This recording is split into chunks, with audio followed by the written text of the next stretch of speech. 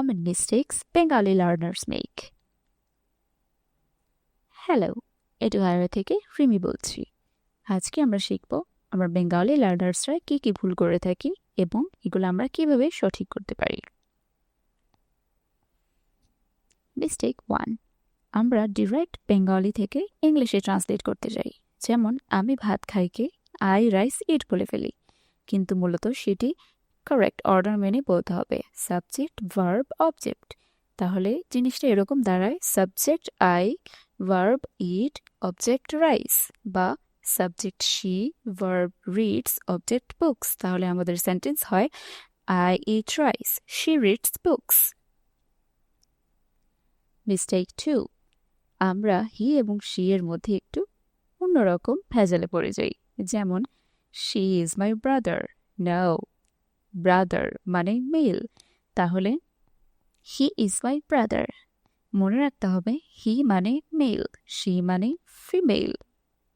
Mistake 3, মাঝে মধ্যেই আমরা বি ভার্বসকে মিসিং করে দিই, কিংবা সঠিক কোনটা হবে সেটি বুঝতে পারি না। যেমন she very happy, she is very happy. I ready, I am ready.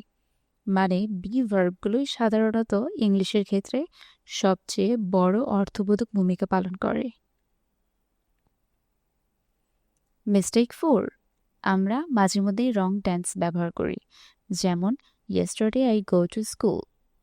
Yesterday I go to school মানে হচ্ছে আমি গতকাল স্কুলে গিয়েছিলাম। তাহলে কি গো টু হবে? না, আমাদের ভার্বটিও পাস্ট ফর্মে করতে হবে। তাহলে জিনিসটা হবে yesterday I went to school, গতকাল আমি স্কুলে গিয়েছিলাম। তাই এই ভার্বগুলো যেন পাস্ট ফর্মে কিভাবে যায় কিংবা ফিউচার ফর্মে কিভাবে যায় সেগুলো একটু খেয়াল করে বলতে হবে। Mistake 5, using double negatives. যেমন I don't know nothing. English সেন্টেন্সে সাধারণত একটি নেগেটিভ ওয়ার্ডই যথেষ্ট, তাই আমরা এটাই বলতে পারি আই ডোন্ট নো এনিথিং, আমি কিছুই জানি না। সিম্পল কিছু টিপস ফলো করলে এই মিস্টেক্সগুলো আমরা অ্যাভয়েড করতে পারি। এর মধ্যে একটি হলো বাংলা থেকে ডিরেক্ট ট্রান্সলেট না করা এবং ইংলিশ স্ট্রাকচার ফলো করে ভালো করে সেন্টেন্স বুঝে বলা। যেমন she studies English, they play football. এইগুলোকে রোজ রোজ স্ট্রাকচার অনুযায়ী প্র্যাকটিস করতে হবে।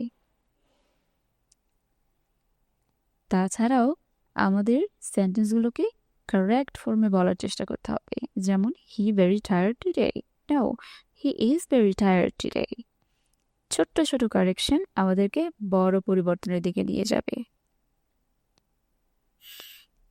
মিস্টেক করা কোনো বড় ব্যাপার না, সবচেয়ে বড় ব্যাপার হচ্ছে আমরা যেন মিস্টেক্সগুলোকে ধরতে পারি এবং সেটাকে সঠিক করতে পারি। শেখার রাস্তায় ভুলতে হবেই। তাই এরকম আরও ইংলিশ লেসন্স আর স্পিকিং টিপস পেতে তাড়াতাড়ি আমাদের চ্যানেলটি সাবস্ক্রাইব করে ফেলুন। Thank you for watching.